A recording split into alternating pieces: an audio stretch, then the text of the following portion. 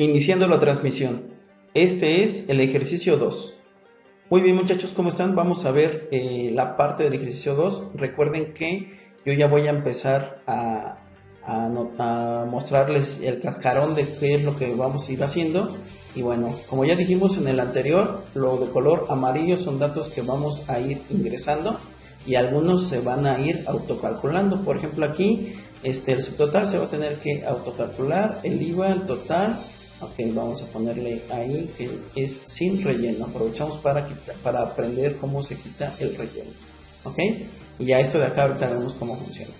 Entonces el objetivo de este ejercicio 2 es ya usar operaciones automáticas, para lo cual vamos a hacer una simulación de un pequeño ejemplo del uso del Excel. Ok, entonces vamos a pensar que vamos a comprar algo a la tienda, ¿no? Entonces vamos a ponerle así, ¿no? Unos gansitos.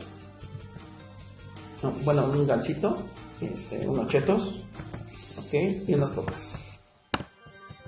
Listo.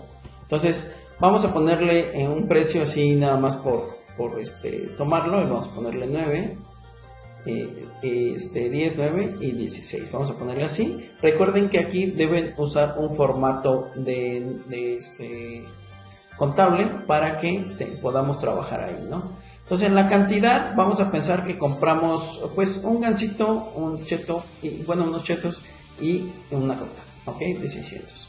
Entonces la primera parte que tenemos que aprender es que tenemos que calcular el subtotal. El subtotal en realidad sería multiplicar el precio unitario del gansito por la cantidad de gansitos que vamos a comprar. Regularmente lo que hacemos para hacer una fórmula es usar el signo de igual. Y la primera forma que podríamos hacerlo es multiplicar 10 por 1, ¿correcto?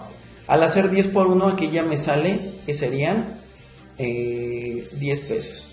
Sin embargo hay un problema, ¿no? Si yo aquí le pongo que quiero 2 gansitos, pues el subtotal ya no corresponde. Para que no tengamos ese problema, entonces en lugar de usar el 10 por 1, vamos a hacer... En lugar de usar el 10, vamos a darle clic a la celda y como verán, esta es la celda B4. La celda B4 se va a ver aquí escrita y la vamos a multiplicar. ¿Por qué celda? La celda C4, ¿correcto? Que sería el 10 por el 1. Vamos a ver si es cierto. Y una de las ventajas que vamos a tener aquí es que si yo le cambio que quiero 5 gansitos, pues automáticamente se va a autocalcular la multiplicación de 10 por 5. Vamos a dejarla en 1, ok. Ahora, para continuar, en este ejemplo es muy sencillo porque hay 3 elementos nada más y son muy sencillos de seguir. Entonces podríamos hacer nuevamente la operación de esta celda por esta celda. Recuerden que el signo de multiplicación en Excel es el asterisco, ¿no? Tal como lo aprendimos en programación. Y bueno, y así podríamos hacer lo mismo en el de abajo. Sin embargo, Excel tiene una característica muy bonita en el que podemos nosotros simplemente colocarnos aquí y no vamos a seleccionar, vamos a arrastrar las fórmulas. Entonces nosotros lo que podemos hacer es venir aquí a la parte inferior derecha, donde hay como un pequeño rectángulo de color verde, perdón, cuadrado de color verde, y se van a dar cuenta que el cursor cambió a una cruz de color negra sin flechas y ahí podemos nosotros arrastrar. Si arrastramos, nosotros nos vamos a dar cuenta, por ejemplo aquí le voy a dar doble clic para editar, voy a ver que ya cambió de celdas, ya no fueron las de arriba, sino que como detectó que lo arrastré hacia abajo, la fila ya no era la 4, ahora cambió a la fila 5, ¿correcto? Y esta ya no era la 5, ahora cambió a la fila 6.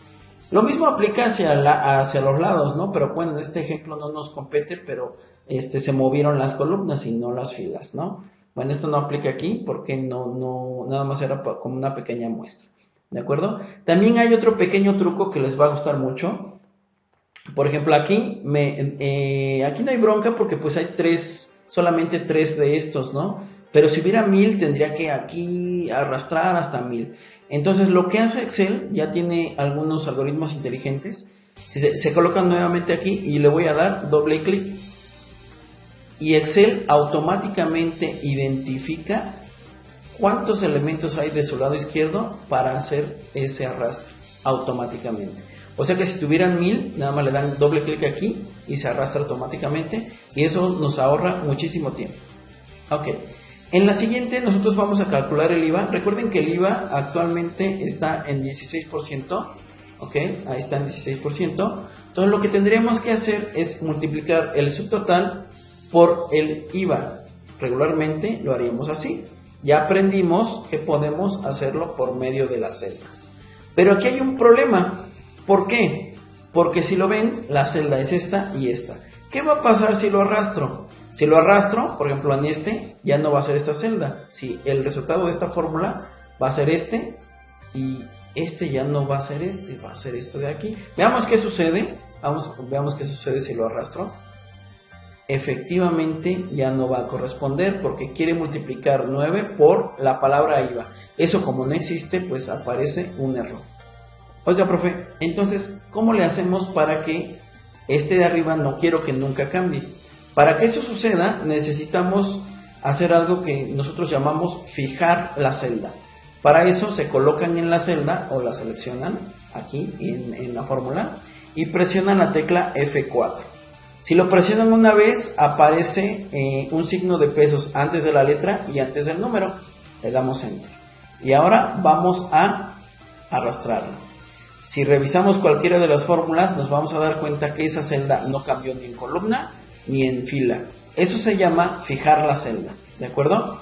También hay otras opciones que nada más comento, no las vamos a usar en este curso, pero pueden presionar una vez, dos veces, tres veces F4 y cambia si queremos fijar la fila o la columna o nada o la celda completa. Aquí en este caso nos interesa que ambas estén fijas, ¿no? ¿Para qué? Para que nunca cambie este valor que está en la parte superior. Ahora, ¿el total cuál sería? Pues el total sería que nosotros pudiéramos sumar el subtotal más el IVA, ¿correcto? Ahí está. Y ya sabemos que podemos darle doble clic aquí y se arrastra automáticamente. Si lo vemos, esta operación es correcta y esta operación es correcta. Para obtener el total de esto tendríamos que sumar esto, ¿correcto? En algún momento les platicaba que podríamos hacer esto. Podríamos hacer este, más este, ¿correcto? Pero si nosotros tuviéramos 1000 elementos, pues no podríamos estar haciendo uno por uno. Para eso existen fórmulas automáticas. Una de ellas es la fórmula suma.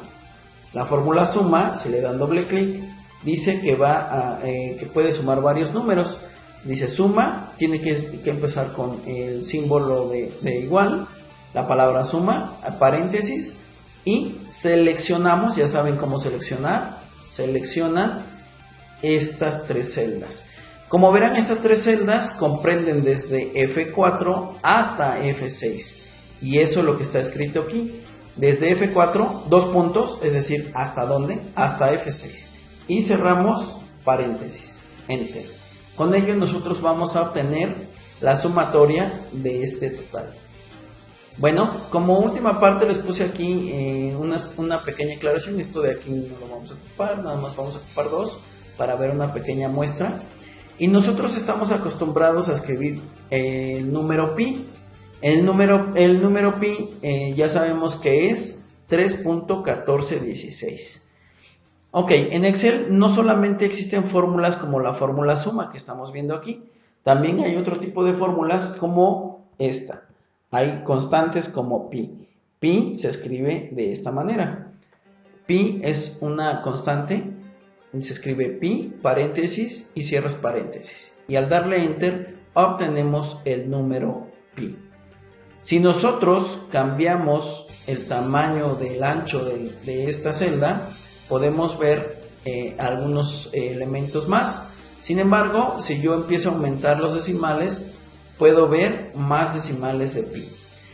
Hay un dato interesante, por eso estoy haciendo esto. Si yo minimizo, quiero que vean que en este caso pues, no cabe el número. Cuando sale ese símbolo, significa que el número no cabe.